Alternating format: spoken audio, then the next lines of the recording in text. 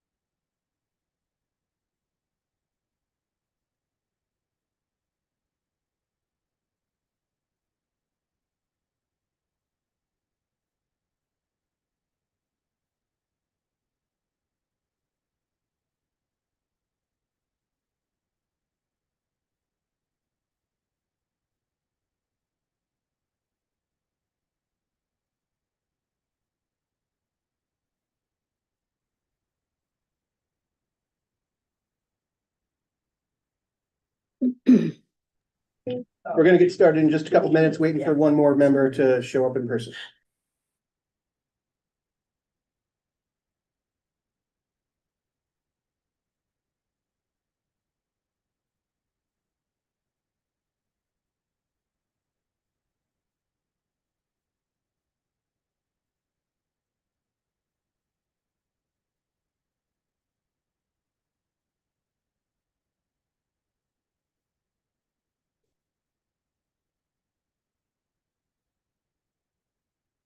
Calendar invite. How you doing, Larry?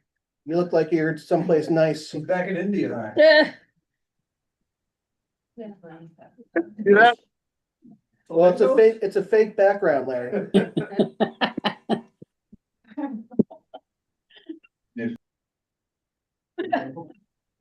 I'm in Mexico. Oh. Oh, I'm not jealous in the least. It's 80 degrees. Oh, right.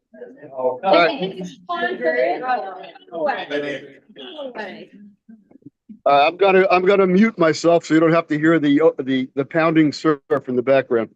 Okay. So kind of you, so kind. Wow. I'm from the meeting. Seriously, we don't need them. Meeting for the quorum, proudly.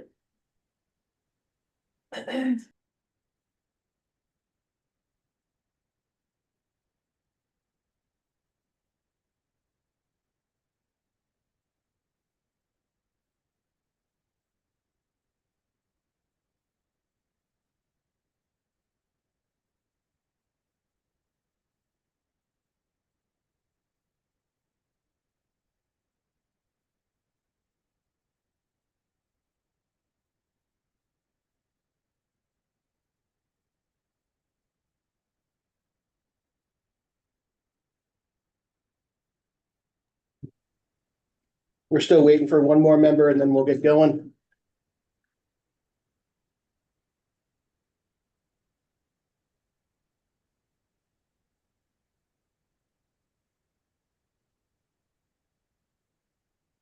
Yeah, try back to the maple leaf. Walk me just.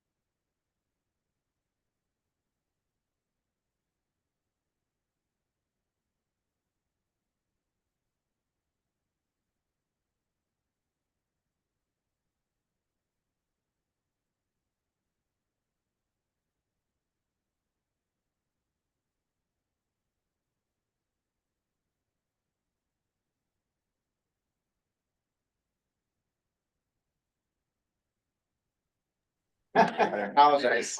Yeah, be right. Through the core.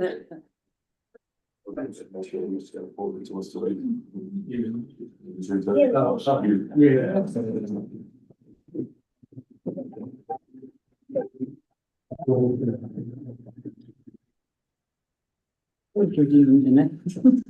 Sorry, guys. My wife has her car though. That's good. Happy Yeah, wife. you want- don't worry, Happy David. wife. Don't worry, it's just a meeting, don't worry. Just as married. Sorry, you guys waiting for something?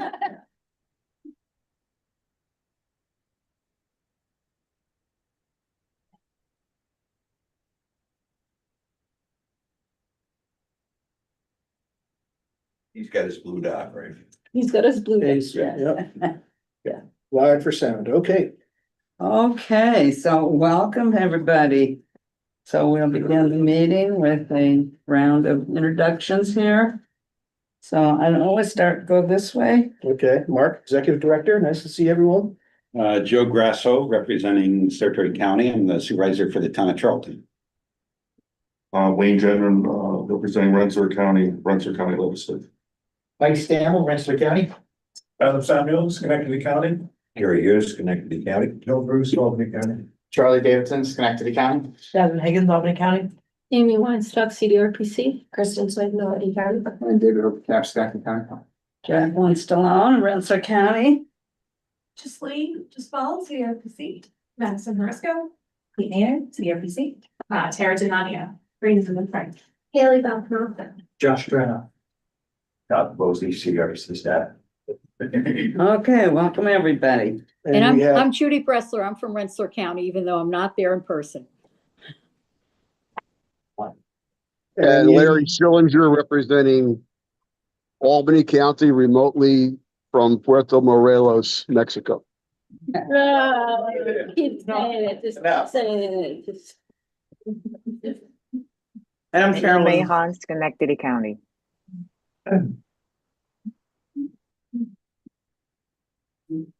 Okay, All right. Well, before we proceed to the presentation, I'd like to request an amendment to the agenda. I'd like to add on the agenda a resolution in appreciation of Todd Favosi upon his 30-year anniversary with CDRPC. And I'd like to read the resolution into the record.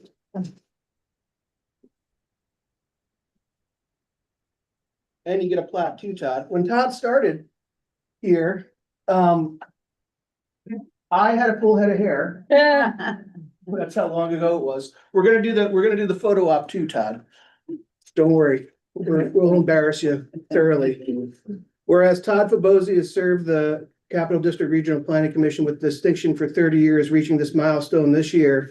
He has demonstrated exceptional dedication to public service, regional collaboration, and technical excellence.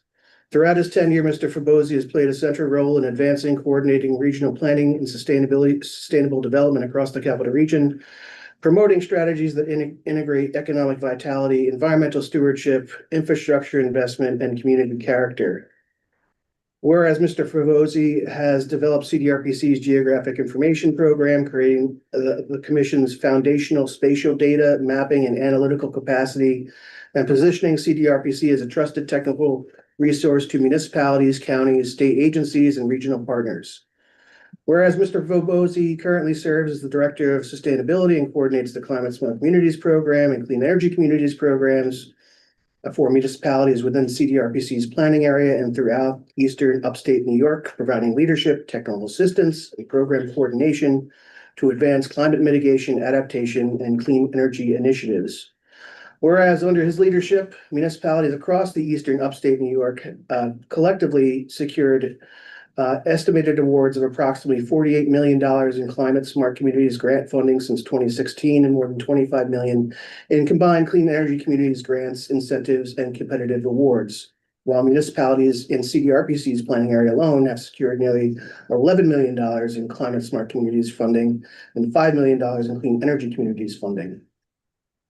Now therefore be it resolved that the Board of the Capital District Regional Planning Commission hereby recognizes and honors Todd Favosi for 30 years of exemplary service.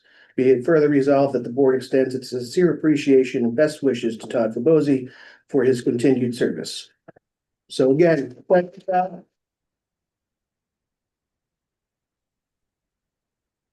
I can say a couple of words, so, and I'll keep it simple. Time flies when you're having fun. I appreciate it. It's a great organization. Thanks, Todd. As a planning student, I still remember Todd's presentation, that, you know, he had a great just cadence and ability to just get you so motivated about this profession. So it's they've done a lot for this region. Yeah, for sure. Mark, does that require a vote? Does it require a vote? It does require a vote. Thank you. Second. All in favor? Aye. Opposed? Now it's official. Since it was so long, Todd, I had problem formatting it for a frame, so I'll have to work on the formatting and put it in the frame for you. I suppose in case you're wondering, a couple more years to retire. Good, I'm shooting for 65. There you go. 63 right now. Well, I will be 63. Well, we'll get a photo after the meeting. All right, so the next item on the agenda is a presentation. So.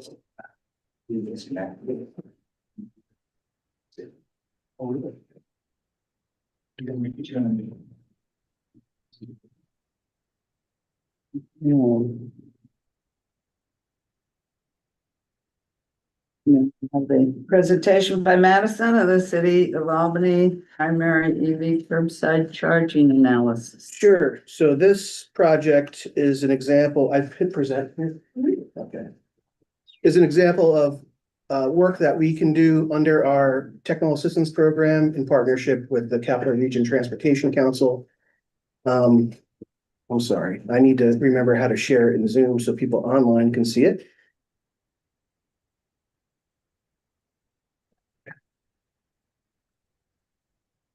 No, I need to.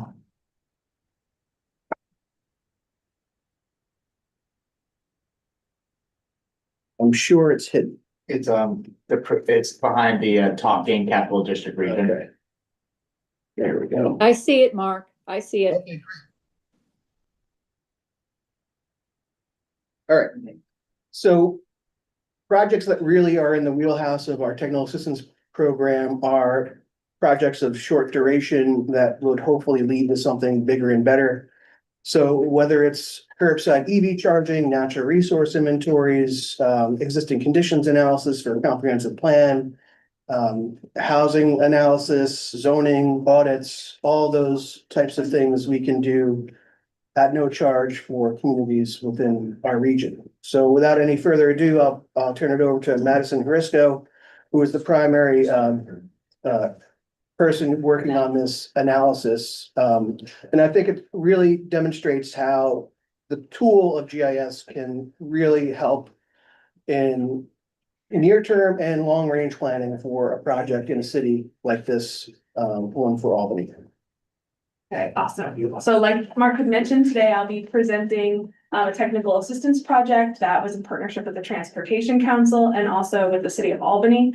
We'll be looking at a preliminary study for level 2 EV curbside charging. This project kind of came at a perfect time where the city had received some funding to deploy EV charging throughout the city. And the logical next step for them was, well, where are we going to put these? So they engaged us to conduct an objective data-driven analysis to help support their siting analysis. Some key deliverables we provided to the city were an interactive map, some static maps for priority and secondary candidates for curbside level 2 charging. We also provided them with some locations for level 3 or DC fast chargers. We also wrote a comprehensive memo outlining some key findings, opportunities, and barriers. And just so you're aware, some differences between the level 2 charging and level 3 is that level 2 has a slower charge time. So it's suited for longer dwell times, typically 8 to 10 hours.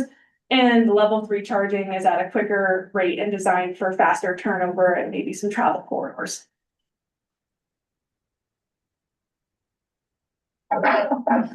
Within the city of Albany, there's 232 public EV charger ports, 16 of which are owned by the city. Additionally, there's 1,114 EV registered cars according to DMV data. The city had also already engaged with an EV charging infrastructure provider called VoltPost, and their model kind of looks like these images here. It's pole mounted. You scan a QR code on your phone. The pole drops down the charging port to ground level. You charge your EV, and then it retracts up. And this is great because it can reduce vandalism and also collisions with some maintenance vehicles, snow plows and so forth. Some of the criteria that drove our analysis, we looked at street segments within the city and then kind of filtered down from there. So we really wanted to look at blocks that comprised, that had a lot of renters within them, just because they don't have maybe access to a private driveway where if you own the parcel, you might have your own driveway. And it makes it easier for you to install your own EV charger, where renters would typically rely on these curbside chargers. Another filter we applied to the data was that we excluded EV charging in commercial zones, and this came from some text from NYSERDA to they recommend putting EV chargers on side streets as to not compete with retailers or commercial areas and the perceived loss of parking. So we did exclude those zones from the analysis. We also wanted to ensure that the street segment we selected was on the same side as utility poles or streetlights, easier access to the infrastructure. We also looked at parking regulations within the city. We wanted to make sure that the EV charging locations were on the same side of the road that had at least 6 days a week parking. We didn't want to make it inconvenient for people to have to move their car for every other side of the street parking, or any just parking restrictions that could prohibit people from using the charger in general. And lastly, we looked at National Grid's capacity of power data set, and we selected street segments that were in areas that had the highest capacity of power. So the most leftover power on those phase lines. Can you go back to the piece, streets with parking available for, the same side? Because when you do have to park 2 days a week over here, 3 days a week over here, and you move it back and forth, so that means, would it be on just one side of the street, or is it gonna be on both sides? So it's going to be on one side of the street that has, so some streets in the city have, what, if you park, no parking on a Wednesday, for example. So that would mean that that person's able to park on the street every other day but Wednesday. So 6 days a week, that side has parking available for that person. Okay, but if, I'll just use my street. Yeah. You're using Saturday and Sunday are the only days where it's consecutive, when you're on the same side of the street.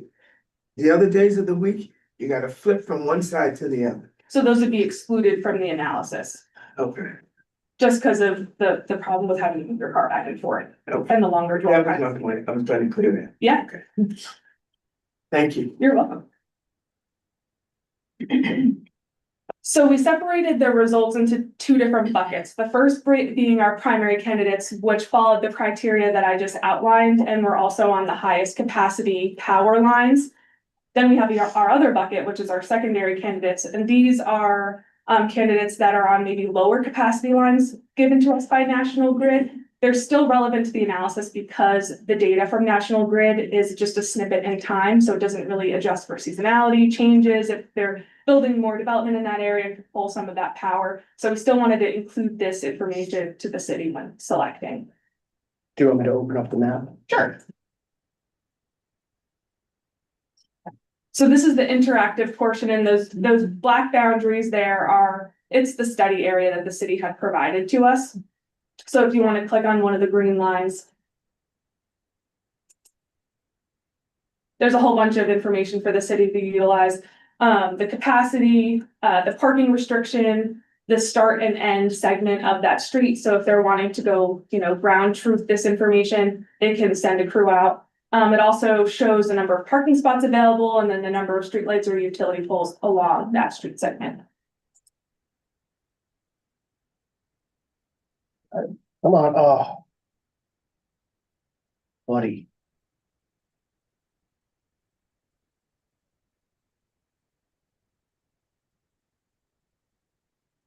Okay, ready? Yeah. So we also tacked on this bit of information for the city as well, selecting some areas for level 3 charging, which is primarily in parking lots. And we started with the layer, it's called anchor institutions. It was actually reused from another analysis we did, but these are areas or point locations on a map like hospitals, universities, government facilities, nonprofits, or potential partners that the city can join forces with to kind of implement potential sites for level 3 charging. This level, Three, it takes more power, you need more space for that infrastructure, so you need a parking lot. Correct. The second filter we applied was making sure that these locations had enough parking and that we weren't taking away from regular spots at the facility. And also, again, we looked at that capacity of power layer from National Grid, and we selected locations that were on the highest capacity lines.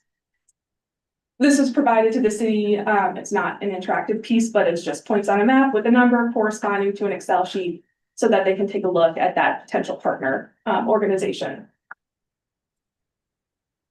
Some fairly simple recommended next steps for the city is just to continue their engagement with National Grid. We actually met with another project that was very similar to what the city had been working on in Melrose, Massachusetts, and we talked with the National Grid contact and also the project manager for the city, and she explained some of the barriers and the opportunities of their project. Some of the two most, relevant takeaways from these conversations is that we received a spec sheet for a pole engineering plan, which has to be done on each pole that you're planning to attach an EV charger to. And we also received an example third-party attachment agreement. In their case, the poles were owned jointly between Verizon and National Grid, so it was a bit more complex than the agreements that will have to take place in Albany, but we still received this as an example. And if it comes up, we can utilize it. Also, I'm sorry, Go even ahead. better in Albany, the folks from National Grid let the city know that they can piggyback off their existing attachment agreement that they already executed for the LED lights that they installed a couple of years ago. So they don't need to negotiate a new contact agreement. The only thing the city needs to do is submit an engineering plan for each pole. So the city of Albany owns the lights, the poles Yes. are owned by the National Grid. National Grid or Verizon. And then just continued engagement with their provider, VoltPost. We actually have another meeting this afternoon to kind of fine tune where exactly what they're looking to place these EV chargers. And then also a recommendation from the Transportation Council is a parking utilization study to kind of ease concerns over parking once they have a more specific area that they're looking to place these chargers. This project was really fun to work on, and it's great that this project can lead to real tangible outputs, and stay tuned for any new EV chargers in the city of Albany. Is there a formula that they're using for the amount of registered vehicles compared to how many parking spots, how many may be needed for each location? Is there something being put in place to say justify we need 4 chargers here or 1 in this spot or anything like that?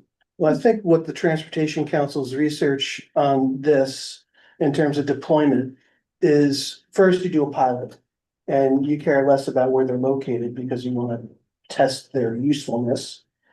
And then they recommended doing a parking study to align the uptake in EV adoption with the infrastructure that's being deployed. So the parking study is going to determine how many parking spots essentially you lose for a conventional vehicle. Because you don't want to outpace that loss with the adoption of EVs. So that's where the parking study comes in as the next step.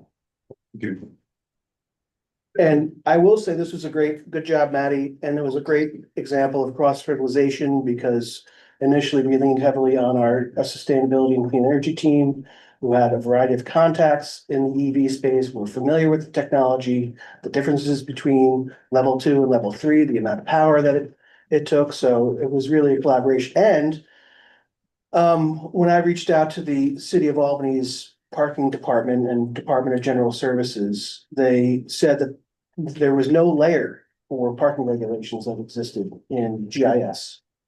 And they recommended that we go and do a street level survey of the parking regulations throughout the city.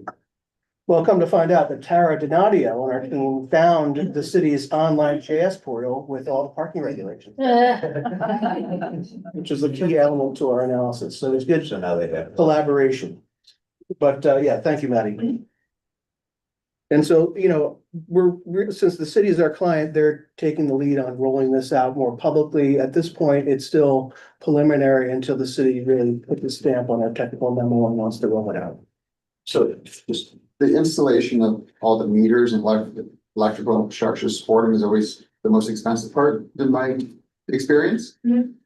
Does any of the EV infrastructure, like the hold on ones, do any of them have like some kind of meter component that National Grid could have, rather than having to reinstall that, you could go right from National Grid and then it reads back to national, like, you know what I'm saying? So it doesn't have to be like a new meter box, you're hooking up to where you can only be near an intersection where they have a separated meter or something like that.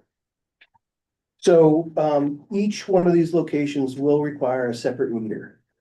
The good thing is that the meters, in addition to the volt post charger, can be pole mounted. Okay, And the advantage of that is a couple fold. One, it reduces the cost of installation by about half, yeah, definitely. because you don't need to do trenching. And then you don't need to install the pedestal. box. That infrastructure is expensive and the installation's expensive. And it's also subject to damage, you know, with snowpack and all that kind of stuff, maintenance issues. This, you get it 12 feet in the air, keep it out of the weather, keep it out of the snow, and retract the cable so that it's less subjected to vandalism. But yes, each one of these will have a separate meter mounted to the pole. In this conversation with the city itself plans on owning these chargers. And not a third party, so they'll have much more control over those costs and those kind of things. And I believe now the city is only interested in putting them on poles that they own to reduce barriers that national grid or other utilities, so. And National Grid, would they be able to have it be something they offer? I mean, if it's on their pole and it's on their system. and So it that does was charge- the case in Melrose, it was a joint, it said like National Grid on a box that looked like this, but there were quite a few barriers with that project.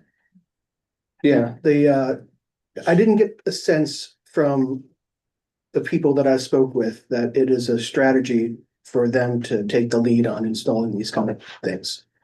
So it seems like one of the critical things would be like the density of these installations.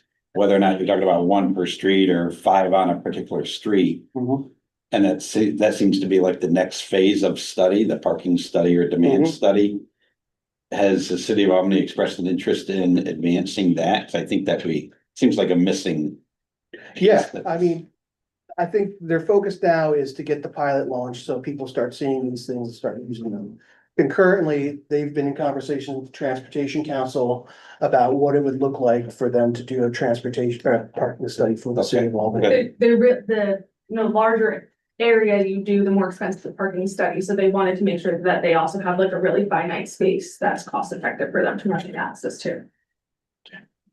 So to this point, is that where the residents will become a part of the study? Because at this point, are there residents that have been involved in any of this study? No, I think, you know, after the pilot, that's really when the city is going to reach out to residents and neighborhoods and pick their brains and leverage their knowledge about where the best locations would be. Ours is just a high level technical analysis, doesn't have the human element involved. But it's certainly a good starting point, because when you look at all the poles and all the power lines around the city, you need some sort of way to organize it, to have that conversation. And we feel that this is that tool. And it might have seemed like a lot of strict segments were selected, but after going through this process with the city, it's actually a lot more poles get ruled out than you might think, whether there's additional pieces of infrastructure on there that can't be, used in tandem with volt posts. So it really is great that we have this robust system, really filter it down from there. If it's based on what you're saying, some areas like that came to mind for me that I said, oh, that would be a great area, but it may be a little more congested. And it may not even lend itself to something like this. But I can see a need there, but at the same time, because it's so congested, so many cars, I don't know how, so I'll be interested to see how the pilot goes. Yeah, and that's why this obviously the partnership with the city of Albany, who have that local knowledge of where they want to place the pole based on what they've encountered in the city, is so important too. It's exciting, so thank you for your work. Yeah, of course. Also, my concern when we see some of these things is we're trying to charge all these cars while we're trying to do all this AI, and energy sources, cost, all of that are gonna be a critical piece of this at some point.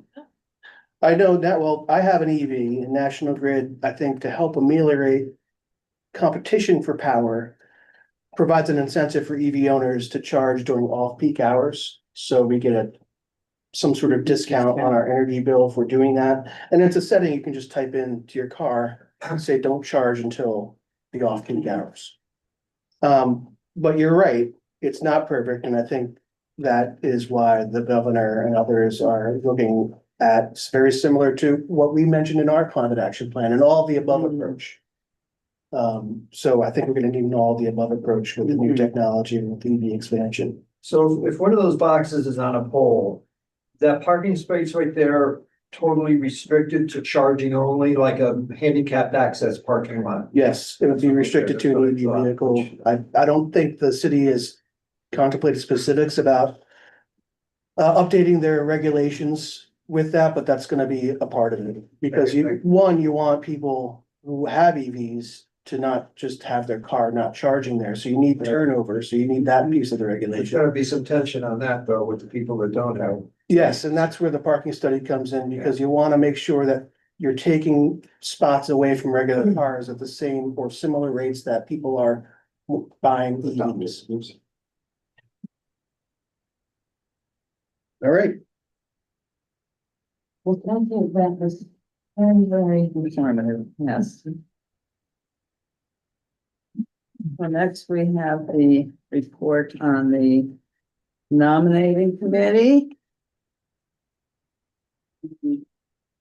thank you to the members of the nominating committee for their work on corralling the next cadre or group of volunteers to serve. Oh, did we? Did I miss one? Yeah, the financial statements. Oh, Sorry. no. No. No. It's the problem when you have two board meetings and you have an agenda. I'm looking at one and he's looking at one. All right, I'll look at the one right in front of me.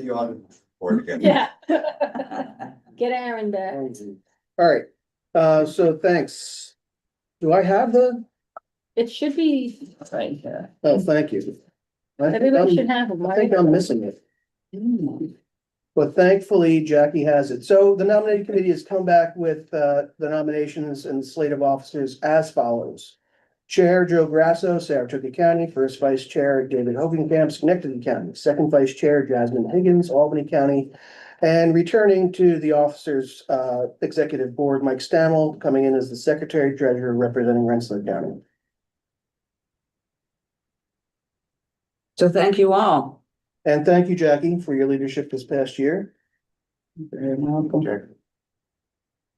So I think what we do is call for a motion to elect the slate of officers. So, second.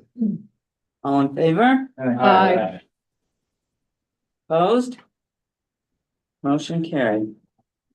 All right, now Thank you the all. the scepter comes from here to here. Where's the gavel? So I'd thank you, Jackie, for serving as the first vice chair of the past year. Great job. Looking forward to 2026. I appreciate the fellow officers for stepping up and agreeing to serve in 2026. I don't anticipate a lot of changes. This is a very well-run machine, as we've come to know. I've always thought that there's some things that I think we could do that we should consider about trying to make things better, and I'll roll those out, or bring it up for discussion. But I'm really looking forward to continuing to learn and surround myself with great people for next year. So thanks for the opportunity to serve. So with that, our next item is approval of the December 17th meeting minutes. We have a motion to approve. So moved. Do I have a second? Second. All right, any questions on those? All in favor, say aye. Aye. Opposed? Ayes have it. Okay, next resolution designating our bank signatories for 2026. Mark? Yes, the resolution adds Mike Stammel, Financial We didn't do statement. financial. Oh, financial statements. financial statements through December 31st. So That's all right. You'll get- Memo number Don't 02. worry, you'll get the hang of it. It's still messy, you It's know? that financial statement, we're having trouble. Yeah, nobody wants to see those. Okay, financial statements. So financial statements, revenues are at 97%, expenses are at 90%. We still are gathering some tail end financials. We have not completely booked our quarter four receivables for the period. But all told on the profit and loss statement, the profit and loss statement currently sits at about $100,000 in the black. That number will be impacted by our obligation to the New York State Pension Fund, which reduces that amount, and also compensated absences. Both of those being long-term liabilities impact that final number. So it looks like I'm pretty confident that we will have a net positive contribution to the fund balance this year, which is all good news. All right, do I have a motion to approve the financial statements? Motion made. Do I have a second? Second. Any other questions? Mark, if you could just give us an update on the change to the fund balance at our next meeting Yes. after audits and stuff. So on the balance sheet, you can see the preliminary change in the fund balance would go from 691,000 to 791,000, but again, preliminary numbers. Great. Any other questions? All right, all in favor, say aye. Aye. Opposed? Ayes have it. All right, next one, resolution designating the bank signatories for. Sorry, Joey, one question. On the balance sheet, down under, it's total, under total A 100, the New York class MMF, there's a big chunk of money there. What exactly does that stand for? That's our NICLAS investment account. At actually Joe's recommendation, we took some of our fund balance and invested it to an interest-bearing account. Your money remains liquid the entire time it's in there, so you can withdraw it at any time with no penalties. And it has a pretty attractive interest rate. It used to be 5%, now it's about 3.8, I think, yeah, trending down with long-term. Is there a minimum amount you have to? No. Balance you have to keep? No. All right, thanks. Any other questions? Okay, now signatories. Yes, the resolution to name the signatories might add Mike Stammel to the signatories and continue with myself and Amy Weinstock. Okay, motion to approve the resolution. So moved. Second. Need a second. Any questions? All in favor, say aye. Aye. Opposed? Ayes have it. Next one, number 7, bill related to the planning commission grant eligibility. Yeah, so the commission supported our efforts in 2024 to amend general municipal law to clarify regional planning council's eligibility for grants. A number of people around the table online were very helpful in bringing it over the goal line. We had bipartisan support from some of our local legislators here. Senator Hinchey and Senator Aspey sponsored the bill. Assemblymember McDonald and a number of our local members of the assembly also sponsored the bill, and that was successful. However, we came to realize after going through all that work that there was still more work to be done because there were other sections of law that govern grant programs that would be great for regional planning council to apply for, but we remain ineligible for because of the language in those statutes. So one is in environmental conservation law, and that relates to water quality planning grants. Since that section of environmental conservation law does not specifically identify regional planning councils, we remain ineligible for some of those grants. In addition, there is sections of executive law that govern local waterfront revitalization planning grants, which, as you may know, can be done on an intermunicipal basis, which is not an attractive approach if you need a single municipality to be sponsored that grant type. But a regional planning council would be a logical fit. And then there's also another amendment to general municipal law that would apply to other provisions of grants. So, and specifically the Brownfield Opportunity Area Program. Now, I'm not saying that CDRPC wants to apply for any of these grant program types, but we're not in this alone because we have our other 5 regional planning councils that work with us under the auspices of the New York State Association of Regional Councils. And some of those folks, especially in the southern tier and central New York, are very interested in being able to apply for the BOA program or the LWRP program. And I think the more that more types of grants that we're eligible for, I think the better it is for us because it provides us more flexibility to go where the need is. So with your support and approval, I'll start the process working with our other NISARC members to maybe get something introduced this session. Well, it's an inconceivable, Mark, to say, back to the local waterfront revitalization program, you could have multiple communities request that the regional planning commission do the study for them, just like the CSO study. Right, doesn't matter. We can't, they would still have to be the financial conduit. Okay. So one of the things that, you know, the Regional Planning Council does is remove the administrative burden of things like that for local governments. We push the paper. I don't think there's a lot of incentive for us to say, hey, community A, can you do all this paperwork and then pay us to do, I mean, it would be difficult. But the CSO Corporation, that grant was different. I believe the initial grant was a local government efficiency grant, which paid for our administrative work to get that corporation up and running. And we've always been eligible for those local government efficiency grants. All right, do you have a motion to approve?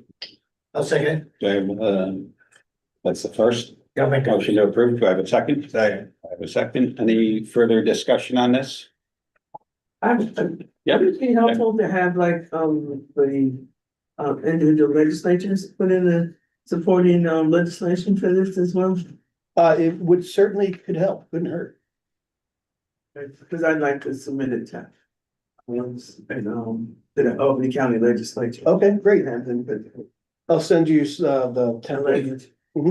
Great, thank you so So much. could you just talk about what the next steps would be if this gets the support? Sure. Well, the next steps for me is to share this information with the NISARC board.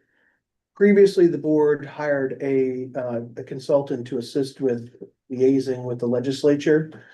We don't want to do that again because it costs a lot of money. So I'm gonna talk to our local members of the Senate and Assembly to see if there's interest or an appetite to sponsor something.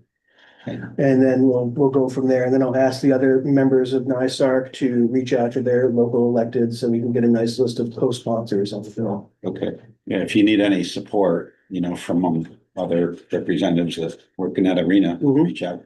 Well, to Ms. McLaughlin's point, maybe I can send out around this resolution language for action at the county level. That would be helpful. To make sure we're all in lockstep.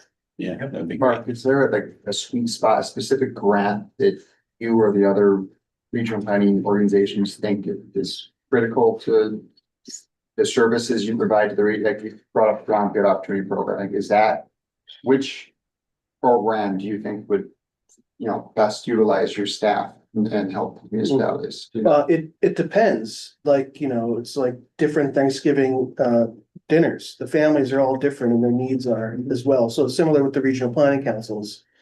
Like I said, I don't see any of these that would immediately be something that we would jump on, but there are definitely things I know that other regional planning councils work on related to the Brownfield Opportunities Area, related to the LWRP, and then any new programs that get rolled out under these authorizations. I mean, when there was the initial regional climate grant back in 2010, regional planning councils were not eligible to do regional planning, which is just one example of that kind of thing. So we really want to not only open up eligibility for existing programs, but anticipate when new programs are announced, already rolled into it.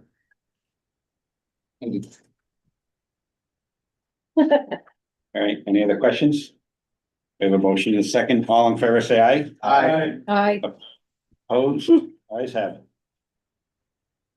Okay, that's it for the formal approvals needed. Number 8, federal funding update. Sure, so I've been providing this memo over the course of the last year or so.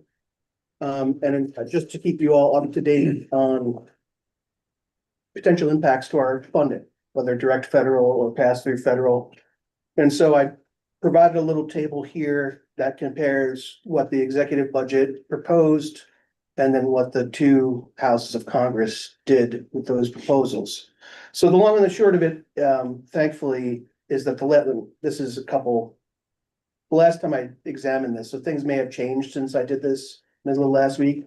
But that's according to the middle of last week, the Senate has preserved most of the funding for the majority of our critical federally funded programs, including EPA, the Northern Border Regional Commission, the EDA, Economic Development Administration, our pass-through funds from the Transportation Council down the hall, and our EPA 604B Water Quality Planning Program. A couple of the programs are experiencing slight reductions, 4 to 7%, 9% below 25. But some have also increased, like the planning funds for the MPO down the hall. Nationally, the congressional allocation has increased by 5%. So it's not as dire as the original proposal, and members of Congress seeing value in these programs restored the funding. So it's good news. So I'll just start by saying I think the understanding how important outside funding that flows down from the state or the federal government is to the CDRPC operation is something that I've always seen as one of the threats that we need to be aware of. And I think the commissioners have asked for, specifically on the federal level, although you think this every day and understand the threats and react to that, I think documenting it is good for the fellow commissioners to understand. So I think it's something that's good and for us to keep up to date on. So much appreciated. But with that, other discussion on this item?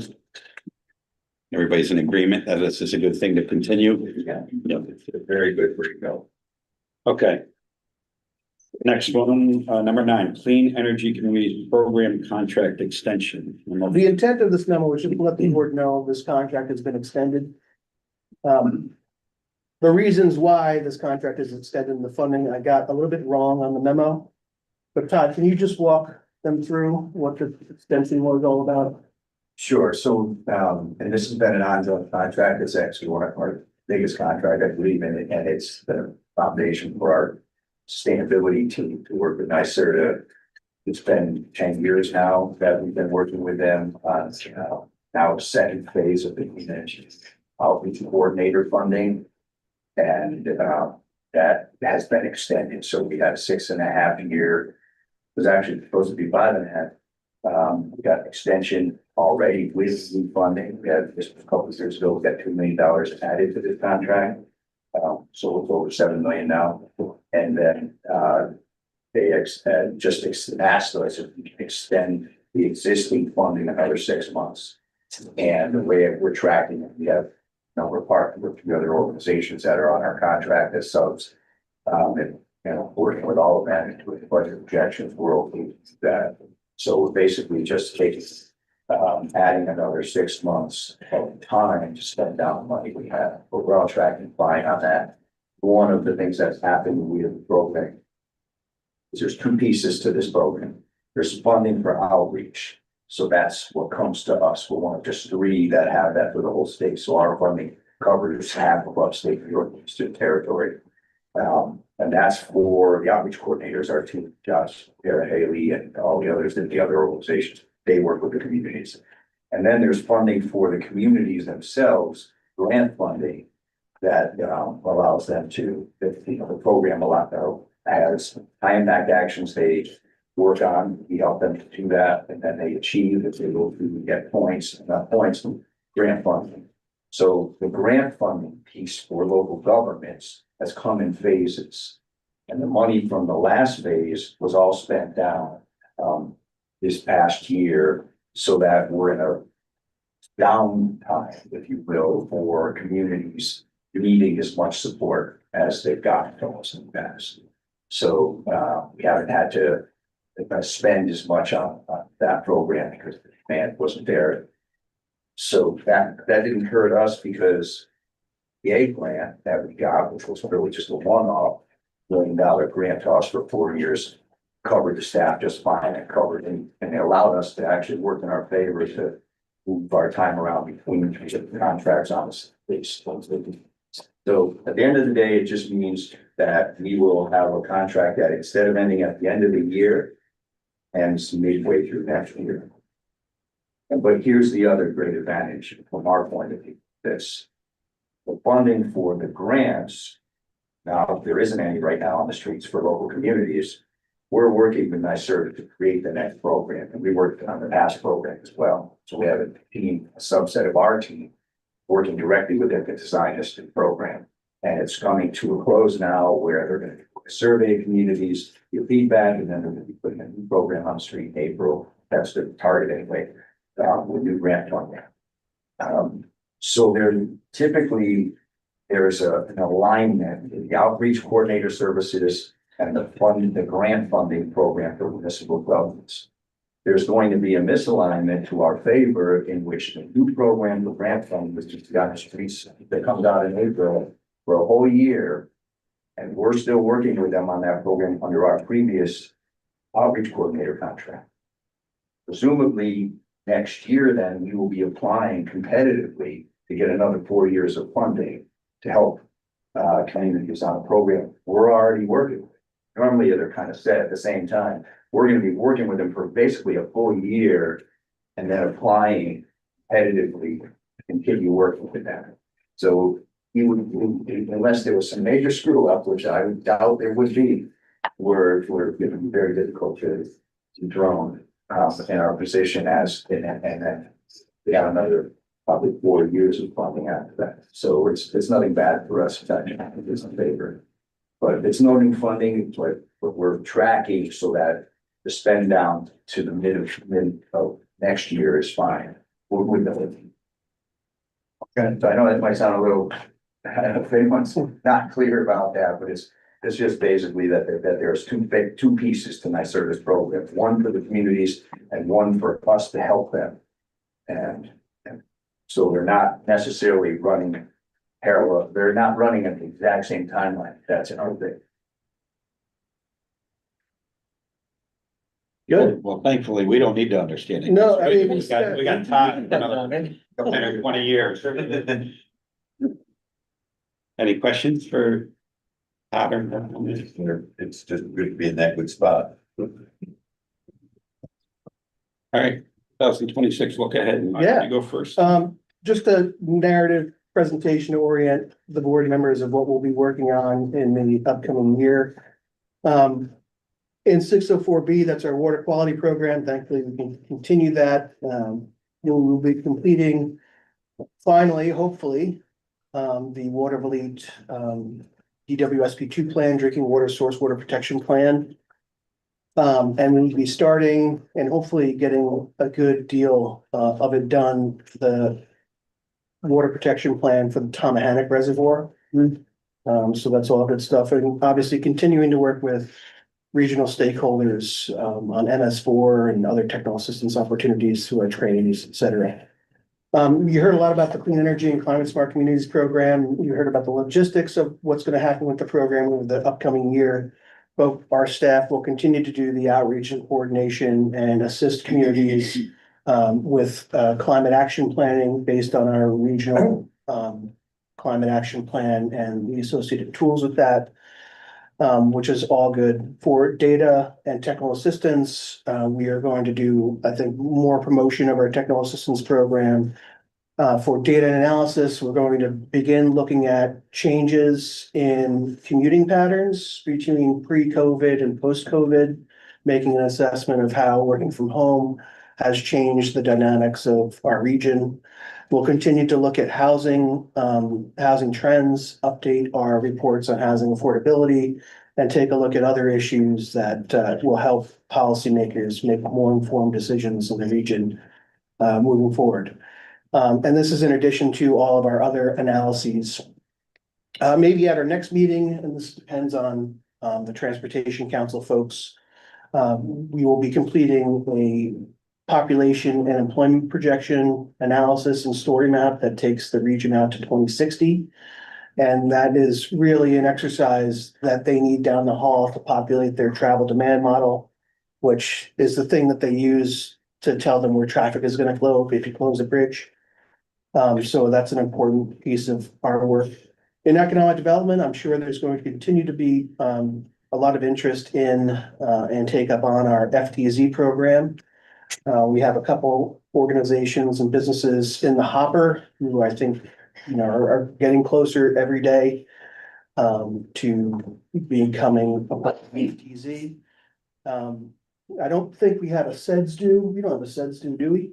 We don't yet. Okay, thank God. Here. But we will, I think, we have a current contract with the EDA, which, the contract year is June 30th. Our match requirement will change. It was previously 50-50. It's going to 60-40. So 60% federal, 40% local. Which is, it's essentially a net of about $7,500 or so. So not significant. It's actually gonna cost, more of my time and Kate's time rejiggering the paperwork to get it all to net out to 60-40 rather than 50-50. But that's all good stuff. In terms of our other programs, we're still going to be doing our annual planning and zoning training. We are looking at a different location, potentially doing the training at the St. Rose campus, if there's appropriate and suitable space there.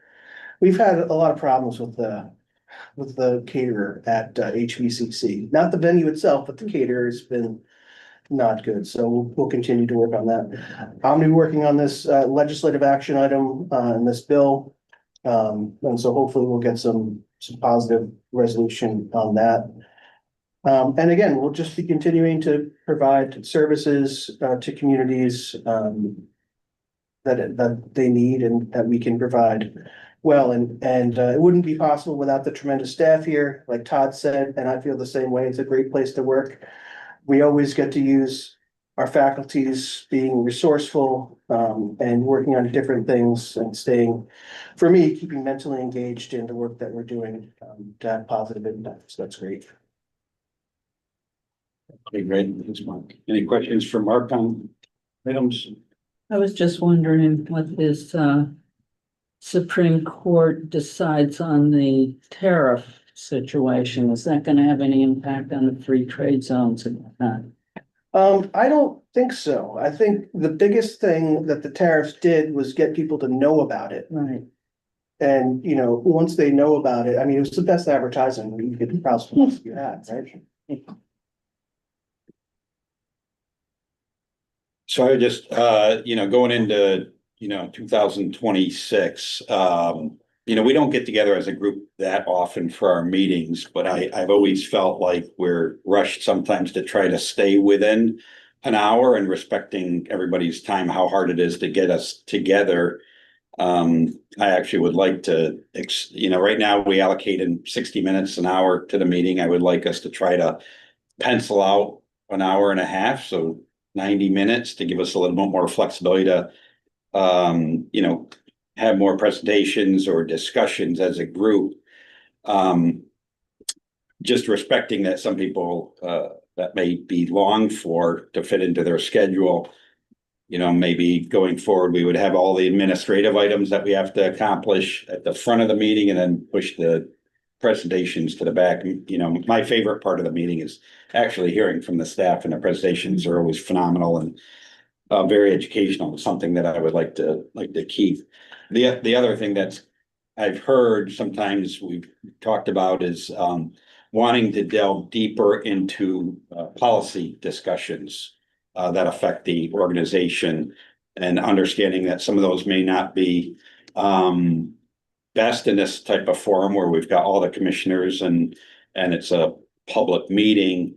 I would think if there are those policy discussions that we feel are people want to delve into, we may establish a subcommittee, say of half the committee members, opening it up, and then have a separate meeting time or a follow-up meeting where we can delve deeper into those discussions and share our thoughts and ask questions in a less formal setting. So that's something that I think we should do.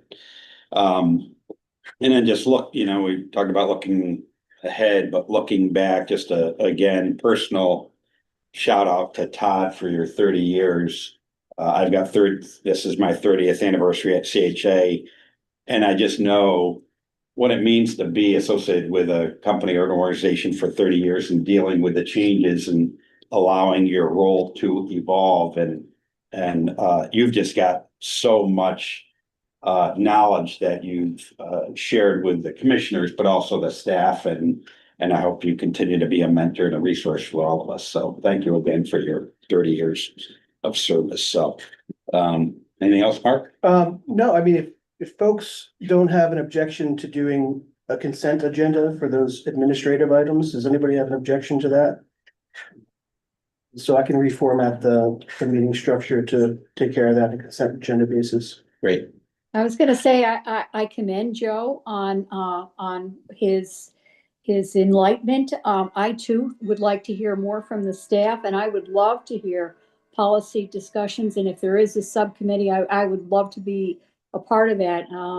I think CDRPC does so much, and I like hearing from the staff a little bit more on everything they're doing. So Joe, I'm right behind you. I agree. I totally agree. Great. Thank you, Judy. All right. With that, any other business to come before the board? Just leave 2 donuts for my children, please. All right, motion to adjourn. So moved. Second, Second. all in favor, say aye.